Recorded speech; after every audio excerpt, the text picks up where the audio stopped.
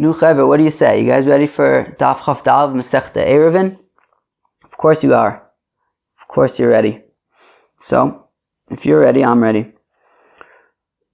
Overview before we begin. So, we are going to continue on the sugya that we began yesterday.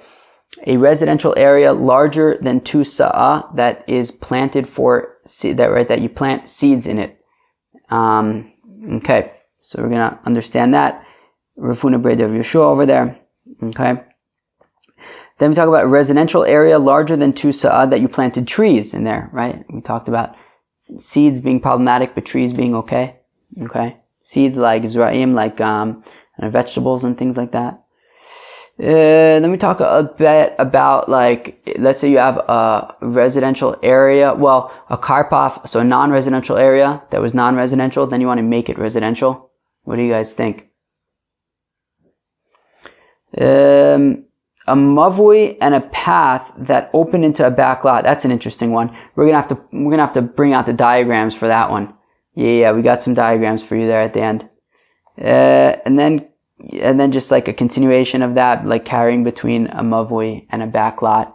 Remember that fun sugyas? What, you forgot? You pushed it out of your head? Well, find it. Bring it back.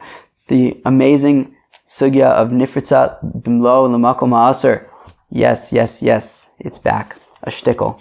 Well, actually, it's back a lot today, but that sugya, once you get it, it isn't so bad. I mean, you have two things. You can't carry between them, and then they're breached completely one to the other.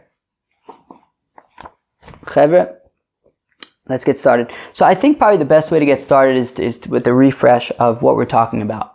So we are talking about residential space. Okay, you have a residential space, and that means that it was hukaf l'dira. You put up walls around this space with the intention of living in this space. Awesome. So now the halacha is, if it's hukaf l'dira, it can be as big as you want. It can be larger than a beit sa'asayim. There is no beit sa'asayim limitation when this area is hukaf l'dira. But you mess it up. You drop the ball. How did you drop the ball? How did you complicate things? You decided that you want to plant some seeds in this area. Now, an area that has seeds planted is a gina. A gina is basically the equivalent of a karpaf.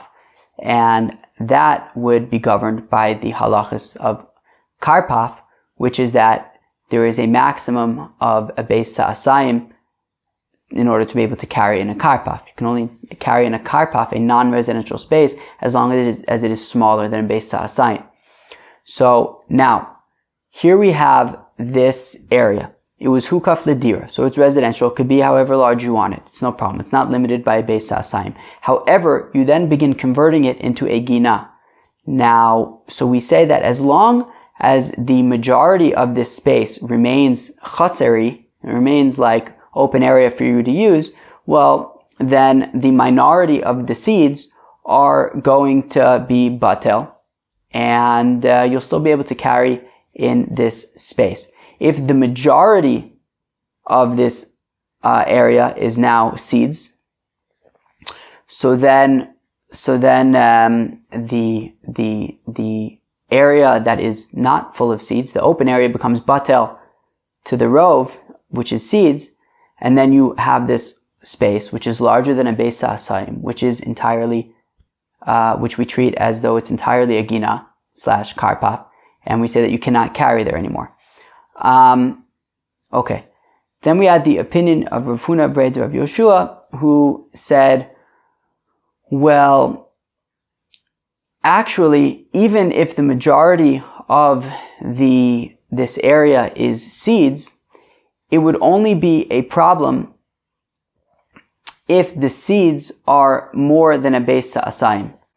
Because if this area is larger than a beit sa'asayim, well, then you basically have a gina that is larger than a beit sa'asayim. You can't carry in that area. And then you have a situation of this one contained area where you have this part that's with seeds that's larger than a beit sa'asayim, and you can't carry there. And then you have that other part without the seeds, which is just a regular chutzner, and you can carry there, but they're open into each other, and therefore you can't carry in any of this place. Even in the part that doesn't have the seeds, because it's completely open to the part that does have the seeds, and it's larger than a beit sa'asayim. Okay? But, says Rav Huna Beit Rav Yehoshua, if this area, even if it's a majority of the space, but if this area is less than a beit, or really a beit sa'asayim or less, well, then it's no problem, because you can carry in this seated area, because it's a beit sa'asayim or less, it's a karpaf.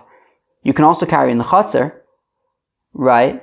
And we're going to say that Rav Huna Beit Rav Yehoshua is like Reb Shimon, who says that you're allowed to carry between a karpaf and a chutzner, and therefore there's no problems over here. So the big difference between the first way to understand it and Rav Huna Beit Rav Yeshua's way of understanding it is that according to the first way of understanding it, it's basically entirely governed by rov and mute.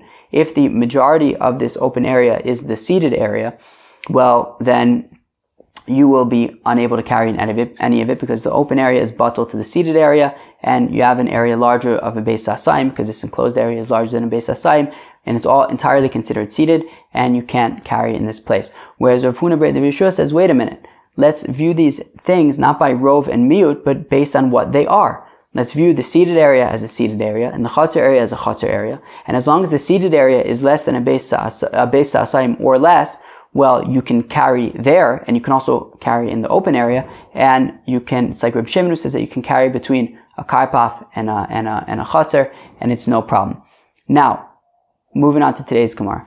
The Gemara is going to ask, but even according to Rav Huna Beit Rav Yehoshua, the fact of the matter is, or really according to Reb Shimon, the fact of the matter is, you can't just ignore rov and mute, right? If the majority of this chutzner is these seeds, well, then the mute is going to necessarily be batel to the rov, and we're going to have to view this chutzner as though it's, well, not this chutzner, but this area that is larger than a beit sa'asayim as a karpaf that is larger than a beit sa'asayim. And you won't be able to carry anywhere, right? Even according to Reb Shimon, right? Reb Shimon saying that you're allowed to carry between a karpaf and a chutzner. However, in this case, it's really just one area that the rov is a karpaf, which makes the entire thing a karpaf, and it's just a big karpaf, larger than a beit sa'asayim. You can't carry anywhere. So, says the Gemara at the bottom of Chaf Gimel Amud Beis, Reb Shimon Nami, also according to Reb Shimon, Kaven de Nizra Rubo, well, once you have this area and most of it is nizra, is these seeds, have'ahu mi'uta batale legabe ruba. Well, then whatever miut area of this enclosed space that is not seeded will be batal to the part that is seeded. And now basically what we have is this one large area, bigger than a beit sa'asayim, we're treating it as though it's entirely seeded, and you can't carry dartin. Ella iitmar hachi itmar. Okay, so 1 second. So Rav Huna Beit Rav Yehoshua's idea of ignoring rov and just view it as like two separate areas within this larger area is not going to work, because you can't ignore rov. And if the rov is these seeds, the entire thing is treated as if it's seeds and it's too big, you can't carry dartin. Rather, this is how we have to understand what Rav Huna Beit Rav Yehoshua is saying. Iitmar hachi itmar, this is how you have to say it. Hamiuta shari, right? That when we said that that this space becomes a problem when you have seeds there, it's what? It's nizra rubo. It's only if the majority of the space is planted with seeds, because then we have to view it as if it's entirely planted with seeds. However, if the minority of this space is planted with seeds, well then, hamiuto shari. But if the minority of this space is planted with seeds, so then it's no problem, right? Because you have the majority you have this area that you put you enclosed it, you put a wall around it with the intention of living in it. And since you had you had the intention of living in it. Since you had the intention of living in it, it can be larger than a beit sa'asayim, right? And so therefore there's no problem. Now you started putting in some seeds there. As long as those seeds are a minority of the space, well then they're batal to the majority, which is this living space, and you can carry in the entire thing. So now, Rav Huna B'rei Rav Yehoshua, Rav Huna B'rei Rav Yehoshua comes to qualify that statement and say, actually not so fast. Even if it's the minority, you can't necessarily carry in this enclosed area, because lo amarin elad lo have beis ha'asayim. When we say that as long as the seated area is the minority, you can carry in this enclosed area, that's only as long as the seated area is less than, and not including, is less than a beis ha'asayim. Aval beis ha'asayim aser. But if the seated area is equal to a beis ha'asayim, it will be forbidden. Meaning, we're talking about this enclosed area. A minority of this closed area is seated. Now we're saying as long as this seated area is less than a beis ha'asayim, well then we could say, look, it's a minority of the enclosed space. It's not particularly significant. It's not even a beis ha'asayim. So therefore we can kind of ignore it and say you can carry in this closed space. However, says Rav Huna B'rei Rav Yehoshua, once this seated area is a beis ha'asayim, even though it's the minority of this enclosed area, it's significant. It's a significant minority because it's a beis ha'asayim. And therefore you can't ignore it anymore. And you have to treat it as if you have this enclosed space where you have two parts to it. You have a seated part, which is a beis ha'asayim, and you have a other part which is not seated and you can carry there, but it's two separate areas. You have your karpaf area with your seeds, and you have your chotzer area, which is just like kind of open and livable. Now you can carry in both of them individually, right? Because it's not the seated area is not larger than a beis ha'asayim. It's exactly a beis ha'asayim, so you can carry there.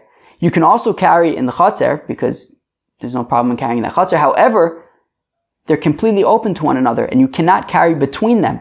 You cannot carry between a karpaf and a chotzer. According to Reb Shimon, you can, but as the Gemara now says, kiman k'Rabbanan. This would be according to the opinion of the Rabbanan, who say that you cannot carry between a karpaf and a chotzer. You can carry within the chotzer, you can carry within the karpaf, you cannot carry between them. Now in this case, we have this one enclosed area where you have the seated area, which is a beis ha'asayim, and it's significant, and you can carry there individually, and you have this chotzer area, which is the majority, right, and that's just kind of open, and you can carry there, but because this seated area is a beis ha'asayim, it makes it significant, and it's not just batel to the rov, and you have two separate areas where me'ikra din, in themselves you can carry, but you cannot carry between them because it's a karpaf and a chotzer, and they're completely breached one to the other. Therefore, we're going to have to say you can't carry in any of it because it becomes nifritzav mlo l'makom ha'aser. So that's what Rav Huna B'rei Rav Yehoshua is saying, is that even if the seated area is a minority, we can only say that it's batel if it's less than a beis ha'asayim. Once it's already a beis ha'asayim, we can't ignore it. And you basically have within this enclosed area two separate areas, a karpaf and a chotzer, and you can't carry between them because it's nifritzav b'mlo l'makom ha'aser. Rav Yirmiyah midifti masnei l'kula, where Rav Yirmiyah midifti is a little bit more allowing, is a little bit more makel, and he says hamiuta shari, right? We said that the seated area is only a problem if it's the majority of this space, but if it's the minority, it's acceptable. Now, Amar Rav Huna B'rei Rav Yehoshua lo amarin ela beis ha'asayim. We only say that if it is up to and including a beis ha'asayim, that even if the seated area is a beis ha'asayim, you can still carry in the entire this entire closed area. But if it's larger than a beis ha'asayim, then it's going to be also like Reb Shimon. Meaning, according to Yirmiyah midifti, what Rav Huna B'rei Rav Yehoshua is saying is that even if this seated area is a beis ha'asayim, and it's a significant area, right? So therefore we can't just ignore it. But because it's a beis ha'asayim, we could still carry within this karpaf, this seated area, because it's a beis ha'asayim, it's not more than that. And you can also carry in the open area, because why not? And this is Reb Shimon's opinion, which is that you can carry in between a karpaf and a chotzer. So therefore you can continue to carry in this open space, because even though the minority is this seated area, but it's a significant minority because it's a beis ha'asayim. But nonetheless, you could still carry in this seated area in its own right because it's not larger than a beis ha'asayim. You can also carry in the chotzer in its own right because why not? And according to Reb Shimon, you can carry between a chatzar and a and a karpaf. So therefore, there's no problem carrying in the entire thing. However, once it's larger than a beis ha'asayim, well, then it's a problem because you can no longer carry in the seated area in and of itself. And then you have a situation of this one enclosed space that has a place where you can carry and a place that you can't carry without anything between them. And that's nifritz b'mlo l'makom ha'asur, and you can't even carry in the chatzar part. Chevra, let's move on. We said, however, if you planted trees in the majority of this space, well then it's no problem and you can carry because trees just make the place awesome. It's not going to mess anything up. It's a chatzar that has trees in it. That's great. Amr of Yehuda, Amr Avimi. So if Yehuda says the name of Avimi, Vushasuin, it's tablos. But these trees have to be made in orderly rows, meaning you can't just have this space that's larger than a beis ha'asayim that's filled with random trees and say that you can, that can be considered residential because there's trees in there. Those trees are wild. So it's not like a residential space. They have to be in properly orderly rows so that, it's the kind of place where you'd want to hang out and live and rest. Rav Nachman Amar, Rav Nachman says, no, these trees don't have to be in neat or orderly, leisurely rows. They can even be wild, and that would be fine. It would still be considered residential, and even if it's larger than a beis ha'asayim, you can carry there. Mar Yehuda ikla levei Rav Huna bar Yehuda. So Mar Yehuda visited Rav Huna bar Yehuda, Chazanu lahanu to la'avida itztablos v'kamatat lebegabayu. And Mar Yehuda noticed that by Rav Huna bar Yehuda, there was a space that was larger than a beis ha'asayim, and there were trees in there, but they weren't in neat rows, and there were people carrying. Amar le, so Mar Yehuda said to Rav Huna bar Yehuda, Lo savar lamar la'ada avimi? Don't you hold of Avimi's opinion, which is that the trees would have to be in orderly rows? Amar le anak Rav Nachman severely says, I hold like Rav Nachman. Rav Nachman says they don't have to be in orderly rows. Okay. Amar Rav Nachman Amar Shmuel, says Rav Nachman in the name of Shmuel. Karpaf yosem beis ha'asayim. So if you have a karpaf that is larger than 2 sa'ah, shelo ukaf l'dira, that was not surrounded with walls with the intention of being a residential space. So obviously that's not going to be okay, right? It's larger than a beis ha'asayim, not for living. You can't carry there. Keitzadu osed. But what do you do if you want to be able to carry there, right? As Rashi says, what if you build your house right next to this enclosed area, and you want to open up the yard of your house into this area, so you have a nice big yard. So what you want to do is you want to, connect your private property with this karpaf, which maker then you're not allowed to carry in because it was not hukaf l'dira. So what can you do to basically, transform this karpaf area that you can't carry into a karpaf area that you can carry into it by saying, look, it's hukaf l'dira, right? Even though at the time that you built the walls, it was not hukaf l'dira, but you want to sort of convert it so you can now have it for living in. So poritz bo pirtza yosem me'eser. So what you do is you breach the wall, you put a hole in the wall, right? You break down the wall, larger than 10 amas wide. Vigodro, and then, right, so once it's larger than 10 amas wide, as Rashi says, it's like this area isn't enclosed anymore. So the walls are basically broken at this point. And then what you do is vigodro, then you fix the wall, umamidu al eser, and you make that opening 10 amos or less, that it's now a pesach, umutter, and now you can carry in this karpaf area that was initially the walls were put up not for the intention of living, but now you've broken down the walls and reconstructed the walls enough at least so that we can consider it that the walls were put up with the intention of living in this space, and you can now carry in there. Now the Gemara asks the kasha, Paratz ama v'gadar ama ufaretz ama v'gadra ad sheshlim liyoser me'eser mau. What happens if this fellow, he knocks down an amma of wall, fixes it, then knocks down the adjacent amma of wall, fixes that, and one at a time he knocks down an amma of wall until he has cumulatively knocked down more than 10 amas of wall and fixed it. Do we say that you would have to knock down 10 amas, really more than 10 amas of wall in one go and then bring it back, right? And then basically fix enough wall until there's 10 amas or left. Do you have to have at one point, does it have to be that there was one point where there was mamish a breach of more than 10 amas? Or is this enough if sort of over the course of your project, you are going to be left with more than 10 amas of, you're going to be left with, essentially you're going to have more than 10 amos of new wall. More than 10 amos of wall that's there now that wasn't there before. So does that work? So now, Chevra, here's the thing, Chevra. You might remember that there was one Gemara in Masechta Shabbos that I did not understand. No matter how much I tried to understand it, I couldn't understand it. That Gemara was on Daf Kuf Yud Beis, Amud Beis of Masechta Shabbos. It had to do with shoes that had ears on them. And I could not, for the life of me, figure it out. And that Gemara is brought here. I still don't get it. I'm not going to try to get it. And we don't need to get it. Because the part that I didn't get then, I still don't get. And it's not really that important for understanding Pshat in the Gemara. But the point is, the question is, how do we deal with something that was removed and then replaced so that the initial components are completely gone and replaced with new ones?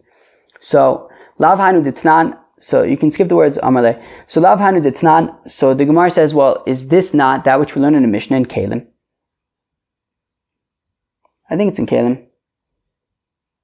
Somewhere. Yeah, Kalim. It seems like a Kalim Mishnah. That when it comes to vessels owned by house, alright, Bali Batim, that they're tameh and they get a hole in it, and you want to say, well, is this considered broken enough that it can be considered tahor? So we say that when it comes to klei Bali Batim, the shear of the size of the hole that needs to get in them to make it considered no longer usable and tahor at this point would be the size that a pomegranate can come through it. Uvai Chizkiah, and Chizkiah asks, Nikav k'motzizayis v'sosmo. What happens if you make a hole the size of an olive, and then you fill in that hole?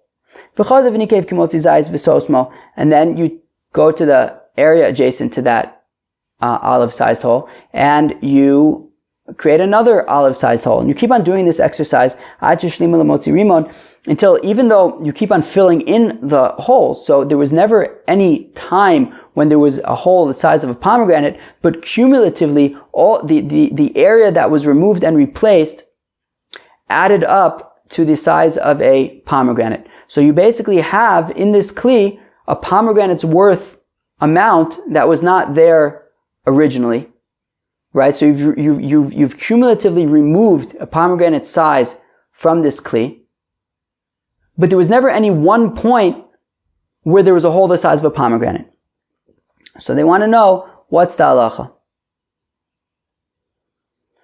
So v'amalei Rabbi Yochanan, so Rabbi Yochanan said to Chizkiah, Rabbi, Shanisa lanu, Rabbi, you've taught us, sandal shnifska achas me'ozna v'tikna.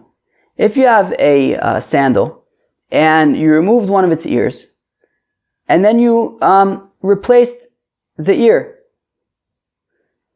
Tame midras, so it retains its tumas midras. I guess if a zav kind of was standing on it before you kind of removed and replaced the ears, the ear, it retains its tumas midras. Nifsika shnia, now if the second ear falls off, so vitikna, and then you replace that ear, Tawar mina midras. So you no longer tame tumas. It no longer has the tumas midras that it once had. Aval tame maga midras, but it's still tame tumas maga from the midras that it initially had. Okay, because when it was initially tame tumas midras, it was like kilu touching itself, and therefore it even when the tumas midras goes away, the tumas maga remains. Fine. The question I had on that, I didn't understand, because once it's no longer considered a kli, then it shouldn't be considered a kli for tumas maga. Anyways, I don't know, whatever that is. V'amra Allah. And V'amar Tala, and you Chizkiah said about it, Maishna Rishona De'akay Mashniya. How come when the first ear falls off of the sandal, it retains its tumas midras? So that must be because, well, the second ear is still there even when the first ear falls off. Well, shniya nami, well, then when the second ear falls off and gets replaced, hakaima rishona, well, at the time that the second ear fell off, the first ear was still there. So v'amart lan, and you said to us, Allah, about it, panim chadashos bo lechan. You said, yeah, but the fact of the matter is that if you take a look at this shoe, both of its ears are new. These are not the ears that this shoe was born with. That we have removed and replaced both of the ears, even if it was at different times. The fact of the matter is that the ears that are here on this sandal now were not the ears that it was born with. So hachanami, let's say the same thing by this wall that's surrounding this karpaf. Panim chadashos bo lechan. So let's say over here as well that so the truth is, I think that's probably in the context of the kli, but it's the same thing, right? So Rabbi Yochanan, in answering Chizki's kasha about when you take the kli and you put in a hole the size of a pomegranate and you keep on filling it in, but keep on making new holes and keep on filling those in. So look, the fact of the matter is, you have an area the size of a pomegranate in this kli that was not there initially. And that is significant. And yes, at this point, this kli would be considered tahor. So, now to apply that to this wall, so the fact of the matter is, you have a wall. Well, really you have a space. The space was surrounded by a wall. But when you surrounded it by the wall, the intention was not for being a residential space. Now what you've done is you've essentially removed more than 10 amos from that wall and replaced it, even if it was in little bits and pieces. So what we want to say over here is that the same concept would apply, which is the fact of the matter is you have more than 10 amos of wall that was not there from the original. And therefore, this would work to make it now considered a residential space, since when you replaced all these pieces of wall, you replaced them with the intention of making it a residential space. Kari alei, so Chizkiah said to Rabbi Yochanan, Leis dein bar inish, wow, this is not a person, it is an angel. Ika da amre kigon dein bar nash, to those who say, no, actually what it means is that this is a great man.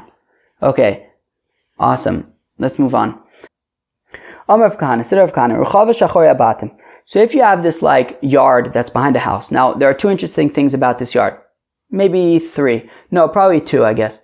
One is that there is no entrance into this yard behind the house from the house, which I think the idea is that by definition it makes it non-residential, since you can't really easily get in and out.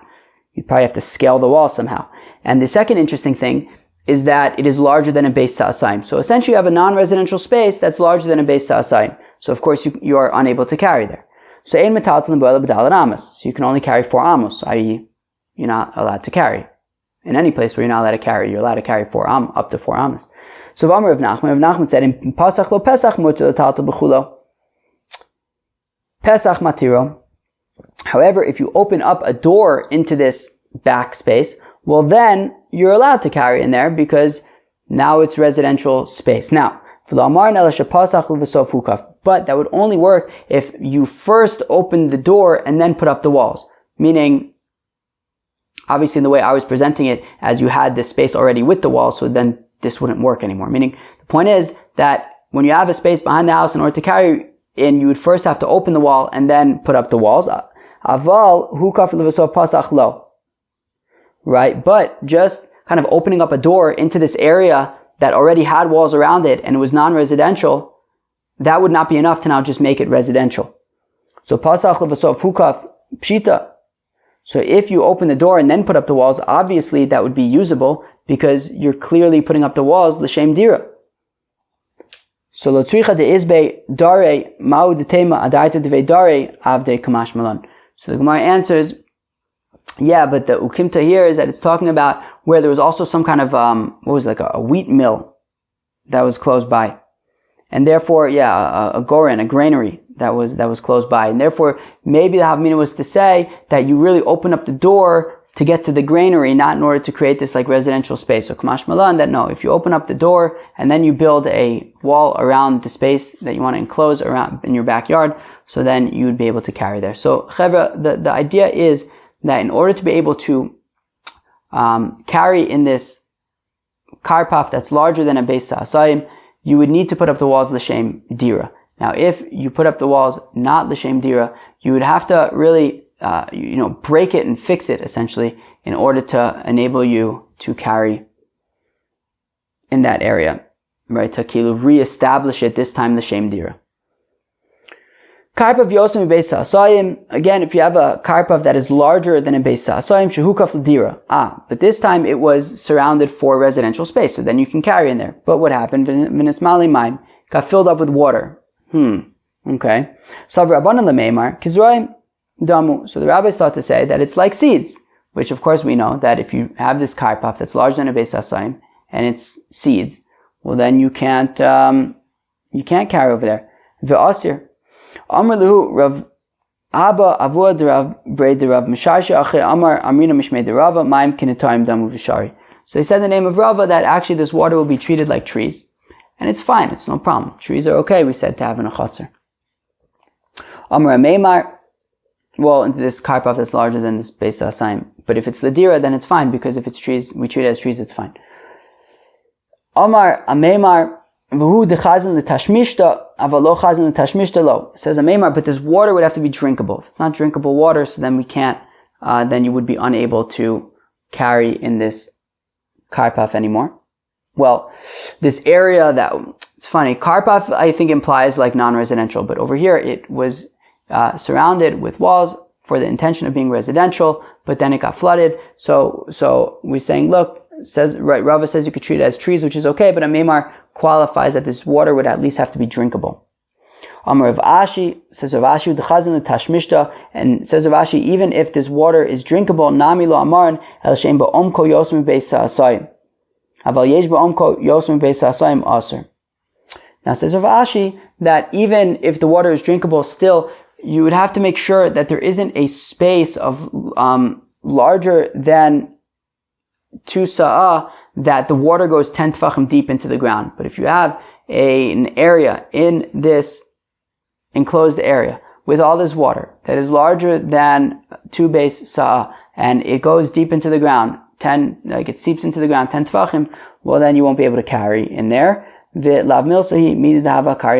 Gemara says, but you don't really have to pay attention to, it's not true what Rav Ashi is saying, because if I have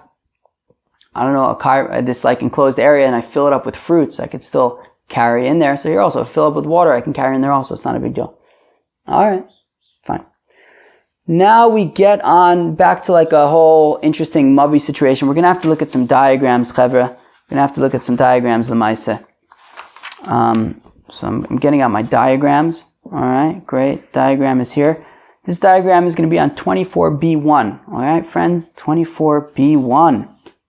Let's do it. Hi, Rechava. So there's a certain Rechava. Rechava is like a back lot. Remember that from Daf Zayin? Right? We had that Mavui that opened up into a back lot. So here also we have a Mavui that opens into a back lot. But it gets a little more complicated than that. Not too much more, but like nothing we can't deal with. We could basically deal with anything at this point. So Ahi Rechava, Da'avai B'fum Naira. So there was this back lot that was in a place called Pumnara. Now I'm wondering if Pumnara is somehow connected to Pumbedisa, because we're going to see that Abaye got involved in this story, and Abaye was like a Pumbedisa character. He grew up in Rabba's house. Rabba was Rosh Hashiva Pumbedisa. Abaye then became the Rosh Hashiva Pumbedisa. Rav Yosef. I mean, these are all the people that Abaye is always closely associated with Pumbedisa. I wonder if Pumnara is somehow connected to Pumbedisa. So the Chad Gisava Pasiach Lemata. Now, on one end, on one side of this backlot, it was open up to a Mavui that opens into the city. V'chad Gisava Pasiach L'Shvil Shel Kramim. And then the other side of this backlot was open to a path, Ushvil Shel Kramim, right, a path of like vineyards. Ushvil Shel Kramim Avasalik Leguda Denaira. And then the path of vineyards opens up into the sea. So let's take a look at this diagram for a minute. So you can see in this diagram on 24b1 that there's this backlot. Now, essentially on either side of this backlot, there's a Mavui. Okay, one is referred to as the Shvil, right? One of them is referred to as on the left side. That's referred to as the vineyard path, because I guess it somehow goes to vineyards. But still, there are chatzers that open on either side of that path. It's essentially a mavui. Now, this vineyard path opens into the sea. Okay? Now, the sea, the bank of the sea is 10 tfachim deep. So it's essentially a wall, right? Essentially, me'ikar adin, this mavui is a rishus hayachid, right? And then it kind of opens up into the back lot there in the middle on that side. And then on the other side of this back lot is like a classic mavui that basically opens up into rishus harabim. Also, two chatzers open up into that mavui, it opens up to rishus harabim. And then you can see also there that there's a tzuras haPesach by the entrance of the mavui from rishus harabim. Okay, this is what we're talking about. So, okay. What do you want me to tell you? This is what we're talking about. So we have these two mavuis that essentially the problem is that they open up into this back lot. Now this back lot, the reason why it's a problem is because this back lot is larger than a beis ha'asayim and it's not hukaf ledira, right? So it's not residential and it's larger than a beis ha'asayim. So you can't carry in this back lot. Now, essentially each of these two mavuis are rishus hayachid because they have three walls, right? Right? The mavui that opens up to rishus harabim, so it's got a tzuras haPesach there by its entrance to rishus harabim, and the path, the vineyard path, has the wall of the sea, which is 10 tfachim, which I guess you say good asik, and it's a wall as well. So each of those individually are rishus hayachid, and you should be able to carry them. However, they're completely breached into this back lot, and the back lot you cannot carry because it's larger than a beis ha'asayim, it's non-residential. So that kind of messes things up and you can no longer carry in either of these two mavuis. Now, they want to fix this problem because they want to be able to carry in their mavuis. So what they want to do is they want to convert this back lot into a residential space. And by converting it to residential space, well then these two mavuis open up to a residential space and it's no problem. They'll probably have to make an Eruv between them because then it's shared, whatever it is. We'll worry about that when we get there. First, let's figure out how to make this back lot into a residential space. So this has to do with what we've been talking about up until now. Is you have an area that was enclosed not with the intention of residential space. How can you make it now suitable to be able to carry in there now that you want to make it a residential space? So what can we do to this back lot that's stuck in the middle to kilu make it hukaf ledira? So, Amar Abai, Hechi Naivid. So Abai says, what the heck can we do? Laivid le mechitza aguda denaira. So if we kind of put up a wall where the vineyard path opens up to the water, and we'll just kind of put up a proper wall over there, and then by putting up a proper wall over there, it would be ki'ilu, we're also enclosing this back lot space that, where this vineyard path opens up into, and it'll be ki'ilu, we're putting up a proper wall over there, and then this time it'll be hukaf with the intention of living in it.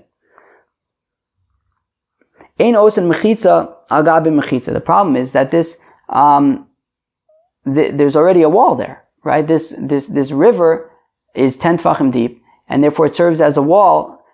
Putting up more wall there doesn't make anything different. It already has a wall, and this makes it won't be considered like we're putting up a new wall for this backlot area.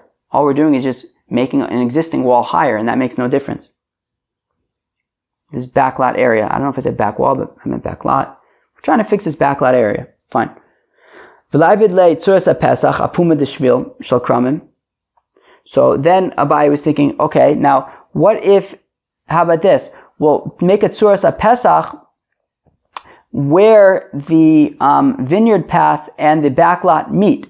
And by doing that, we will properly be enclosing at least this Mavui area. So now this Mavui area will be completely enclosed because of this tzuras haPesach, right? This vineyard path Mavui area will be completely closed. It's got 4 walls now, right? It's got the walls on either side by the chatzers, and it's got the wall of the river on that side, and then it's got the tzuras haPesach where it meets with the backlot. And now you can certainly carry in this vineyard path Mavui because it's completely enclosed.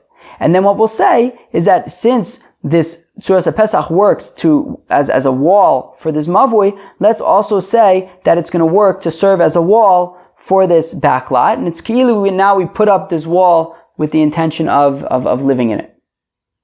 The problem is also gamle Shadyanle. The problem is that you can have camels coming from the Rishus HaRabim on the other side, from the city. They're going to walk through this area to try to get to the water in order to drink, and they're going to knock down this Tzuras HaPesach. So that's not a good option.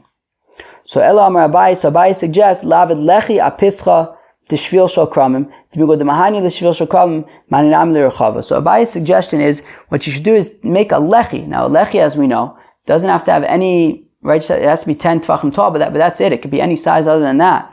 So he suggests, why don't you just put a Lechi at the entrance of this vineyard Mavui path, and then you don't have to worry about camels knocking it over. And this lechi, we also learned on Daf Tesvav that Abayi's opinion is that its lechi is mishum mechitza. So it's either we're adding a wall to this path, and then because this wall is significant for this path area, we can consider it significant for this backlot area as well, to make it ki'ilu we're putting up a wall, l'shem, dira. Cool. Now the reason why you don't need a wall for the backlot is because you just don't need a wall. I mean, it's already surrounded with walls, and this, where it opens up into this Mavui, is less than 10 amos, so there's no breach. It's just a Pesach, so you don't need a wall for this backlot area, but you do need a wall for this Mavui area because it's nifritza b'mlo olam makom also, it's completely open. But by putting up this lechi, it's as if we're enclosing this Mavui area. So that is completely enclosed. And let's say that since it works for the Mavui area, for this vineyard path Mavui thing, so then it'll also, be able to work to serve as enclosing the back lot, and this time it was with the intention of living in it. Amalei Rava, so Rava responds to Abaye, Imkain, but if that's the case, Yomu lechi mo'il l'shvil shal kramim da'alma. Rava's concerned though. What he's concerned is that people won't realize that in this case, actually the wall that is on the other side of the vineyard path is the wall that is formed by the river. People won't realize that because you don't really see this wall because it's like in the river, right? It's just the river is 10 tefachim deep. So we can say good asik. Nobody says that. Nobody says good asik explicitly. I assume that that's the point. Is that we say that there's a wall, lemaisa. And once there's a wall, and it goes up forever. Kilu, right? The wall is a good wall, even if it's lower down. Now people won't realize that, and they'll just think, oh, I see what's going on. It's open on one side to the river, but on the other side, all I need to do is make a lechi, and that's fine. So then they'll say that by Mavui Mefulash, all you need is a lechi, but that's not true. Obviously, by Mavui Mefulash, you need, Tzuras HaPesach and a lechi, or a korah. So, but they won't realize that in this case, it's not a Mavui Mefulash, because the fact of the matter is that the river serves as a wall. So, people will make mistakes, so Rava wasn't, satisfied with Abaye's approach. So rather, Elama Rava, Avdinan le lechi le pischa demata. Rather, what we do is, instead of putting the lechi by the entrance to the vineyard path, put the lechi by the entrance to the Mavui path. Right, meaning the Mavui on the other side of the backlot that goes out to the Rishus HaRabim. So, demigo demahani le lechi lemata ma'aninam l'rechava.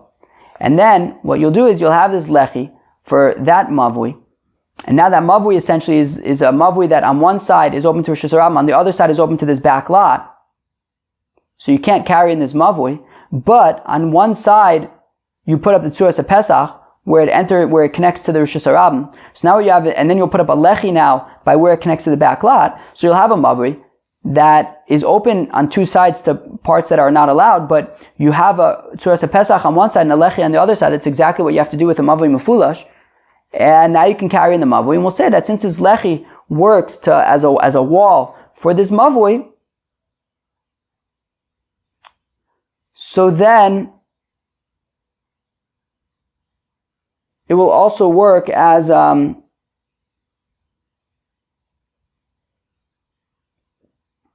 for a well, not necessarily as a wall, because Rava's opinion is that actually a lechi is not for a wall; it's as a heker. But since it'll work and be significant to allow you to carry in this Mavui, it will also be significant, I guess, for the back lot to enable it to be considerate like something was done to make it hukaf l'shem dira, and you can carry now in the back lot as well.